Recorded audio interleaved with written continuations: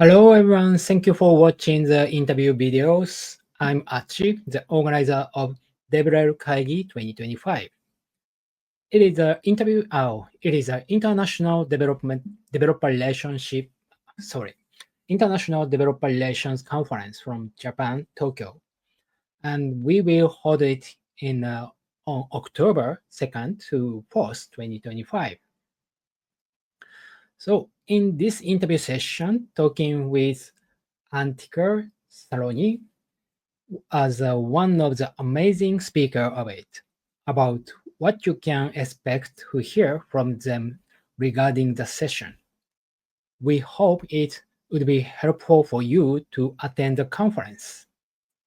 So I welcome the Antika on the stage. Hello, how are you? Hello, I'm fine. How are you? I'm pretty good, thank you. So thank you for coming to the interview session today. So we are starting the interview. So, first of all, could you please introduce yourself? Okay.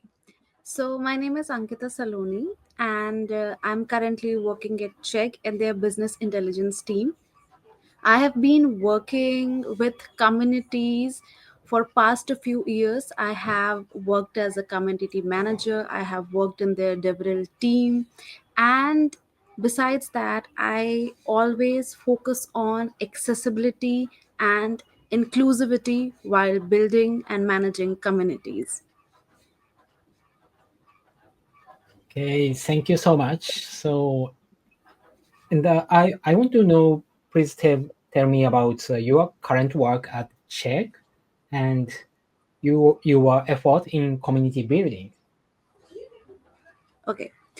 So my work at Check involves, a lot, since Check is a edtech company, so a lot of work Mhm, revolves around, like the students, what their needs are, and how, we need to bridge the gap between what students need and what we are offering. So it's basically a network of experts and, the students. Like, for those who don't know, Check is a platform where you can get answers for your questions. Like, just think about of your homework help. Like, if I'm a mhm, student and if I'm not very good at maths and I mhm, need help figuring out a difficult calculus problem, so I mhm, can post a question online on Check and just say that, I need some help. Can you please explain this concept, how I got this answer? Or if the correct answer is 145 but I'm getting 123.9, where am I, like, currently lagging? What is the mistake that I'm doing? So we have an expert pool throughout the world, and these experts, like whoever is expert in the subject that you're asking, like trigonometry, algebra, calculus, anything, they will just go through your question and then they'll explain that this is the method you can get this done and this is the correct answer. If the student has, like, more doubts, they can just continue that, okay, I did not get this part, like the step 2 and 3 are fine for me, but I'm feeling stuck at step 4. So this is how it's, like, it helps students. So think of it mhm. as your, a tutor or homework help, just in an online version. Mm, I So see. yeah. Yeah, sorry. Yeah, so basically we at Check, you know we just have to ensure, like my team ensures, that the answers provided by the experts are top notch quality. We Mhm, focus a lot on the accuracy and the mhm, quality of the content, and that this is why Check is known for, you know yeah. mhm, mhm. I see. So, what kind of contents can they learn on the check, like math or coding or engineering something? Okay, so Check has a lot of subjects, Mhm, in which they have experts. It can range from accounting, from computer science, from mechanical engineering, calculus, algebra, Mm, sociology, psychology, a lot of, like, it covers a lot of subjects. And mhm, I'll tell you the process, how it happens. So, since I told you that we focus on the quality and the content, so mhm, the way of hiring experts is, it's a process, it's a streamlined process. And basically, there is a, a practice session, and then I'll say assessment. In that mm, assessment, you have to answer a few questions. Only if you are able to answer all the questions correctly, there are experts at check who will rate your answers.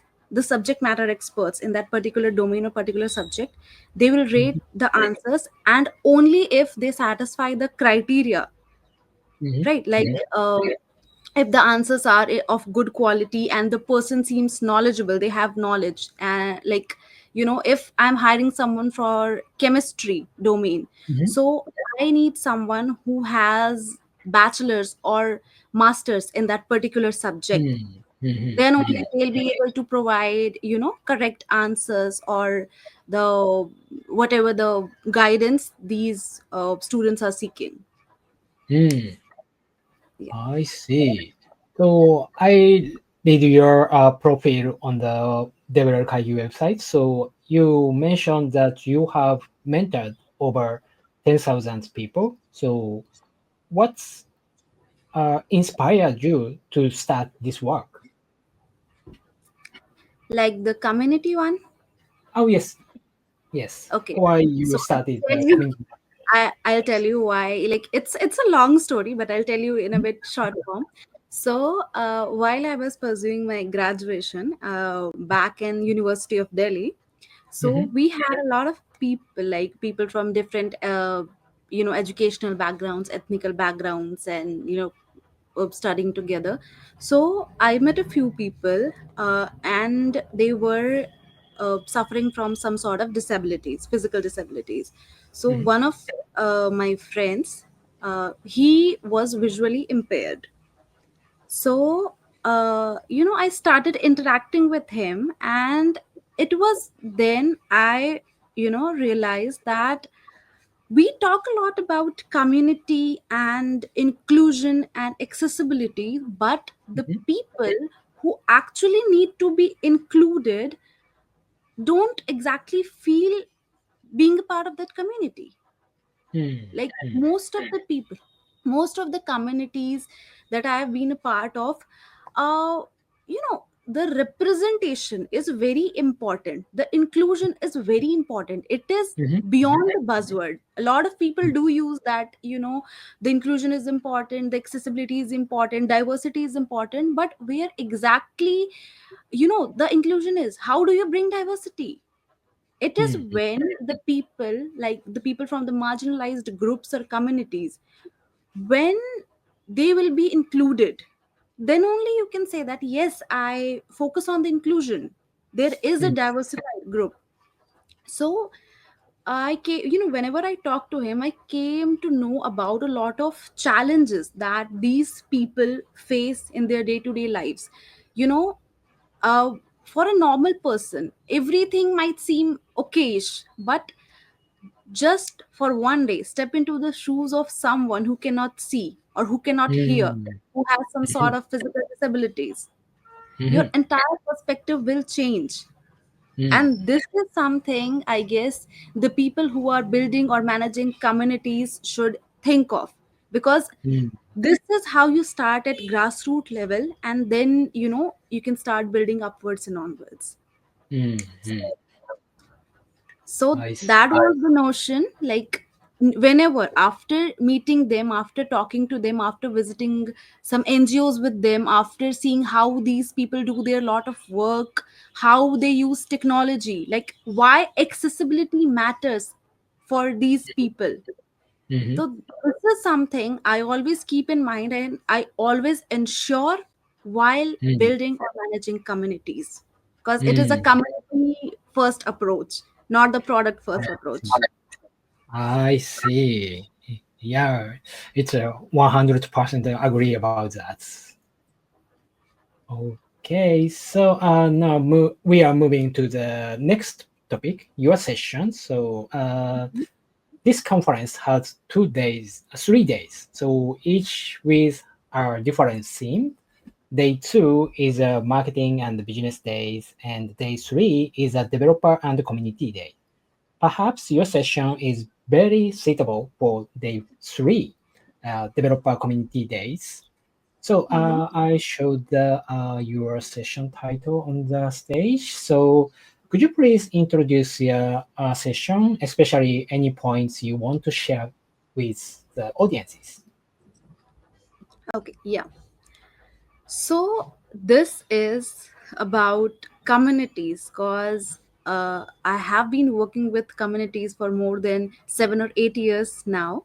So DevRel or developer relations and communities, these words are interlinked and heavily dependent on each other.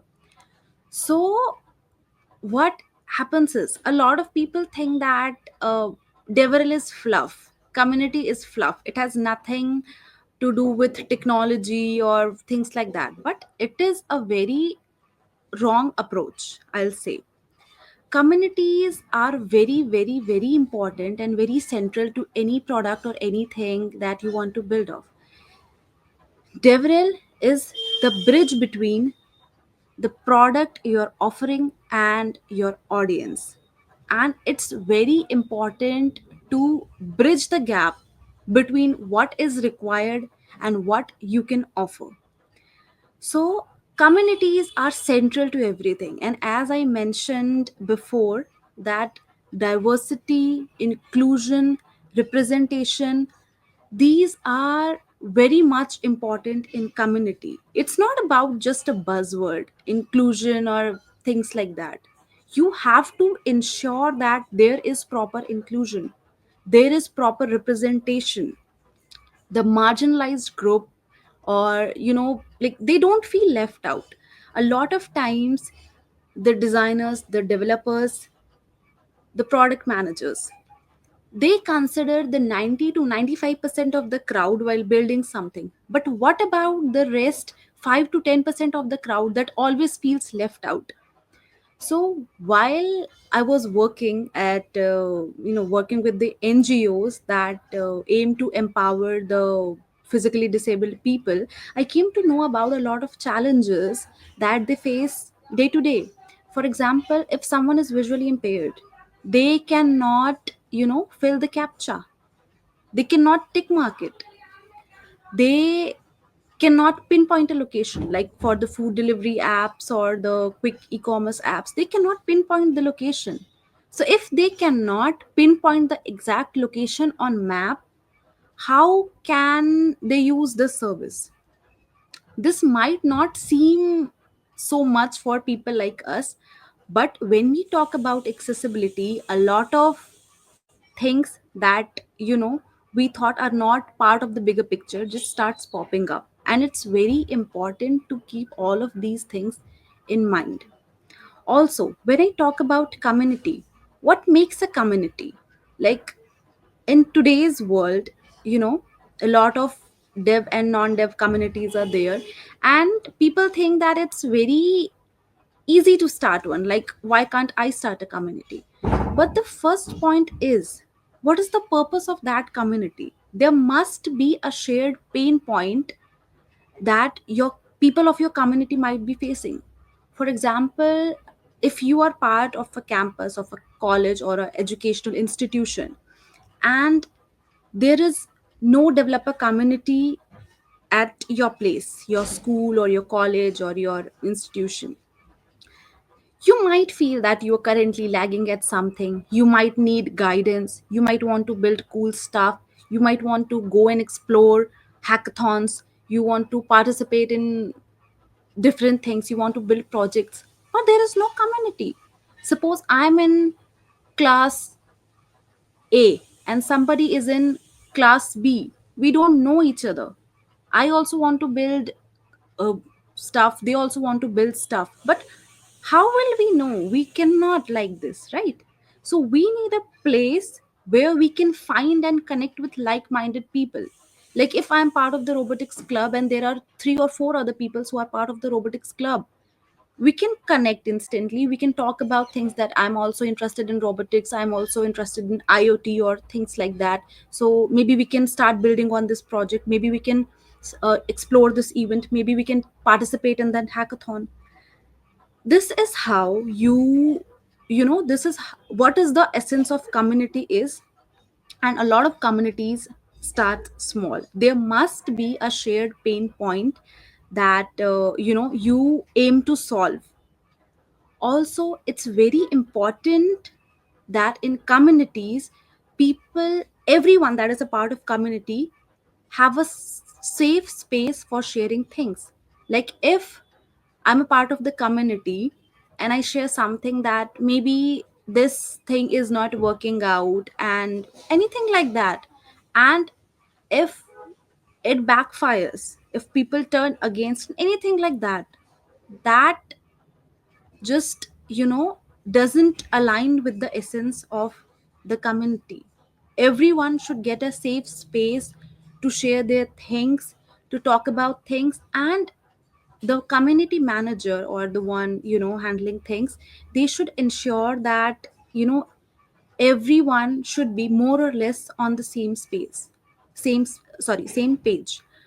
The one who knows a lot of things, there might be people who will know a lot of things, they might be fluent with things, they are very well versed with everything.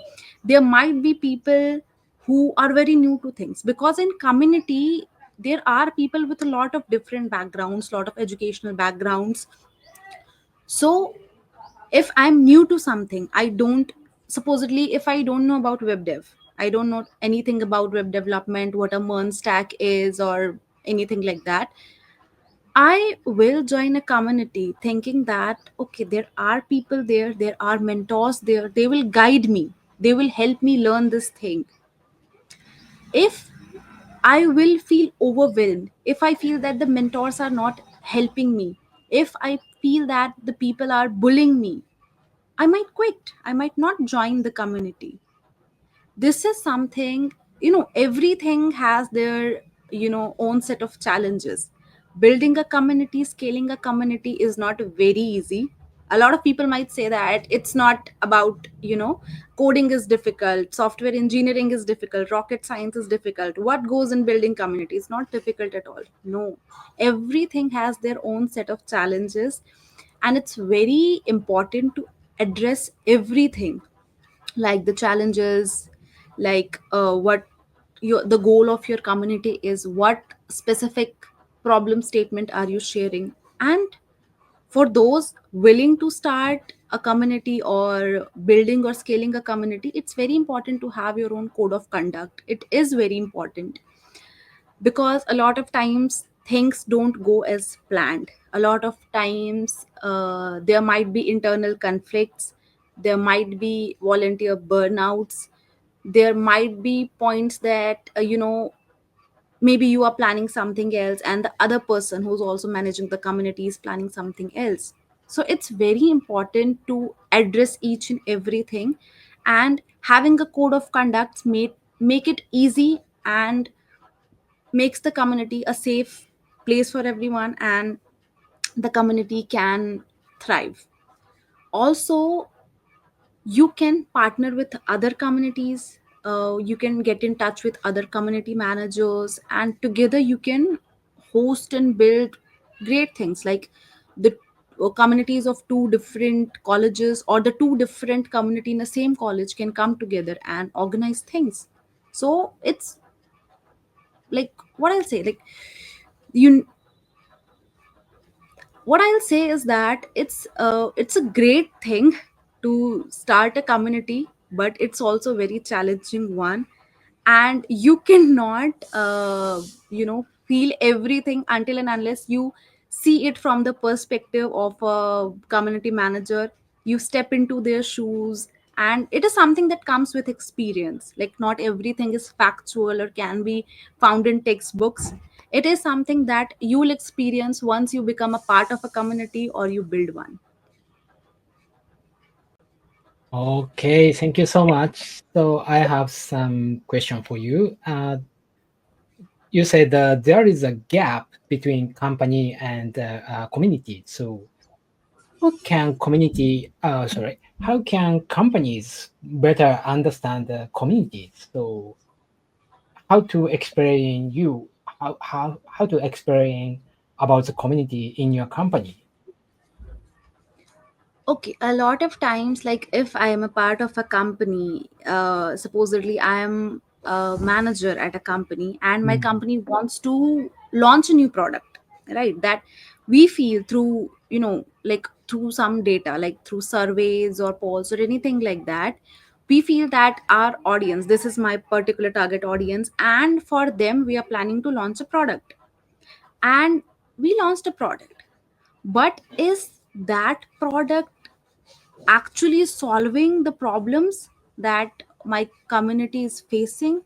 Or there might be some revisions, because no matter how perfectly you design something, there is always a room for improvement. And there are constant updates that the company rolls out. So this is where, the bridge I was talking about, we need to bridge the gap between what the company is offering and what the people actually require. So yeah, so this is how, like, if a new product is launched, and the community, the people of the community, the audience is using it, and they're providing feedback. Someone might like it, someone might rate it 8 out of 10, that this solves this problem, this is very useful. Someone who has a bit more challenges might, say that okay, this is good, but it might need improvement. As I mentioned that, like, there are a lot of food giants that deliver food, but for normal person it's fine. But when we talk about accessibility and inclusion, supposedly if I cannot see, I cannot pinpoint the exact location in map, right? So mhm, these are a few things that, like, feedback is very much important. If I mhm, will not provide feedback, how will someone know that, this is the problem? And for the companies, for their, QA testing part, or in the part of their feedback team, this is, it everything is interconnected. If we have people from different backgrounds, like if my team has a person who cannot see, or someone who cannot hear, or has something cerebral palsy or something like that, so they can better understand that okay, I have this problem doing this in this app, or this thing is not working out.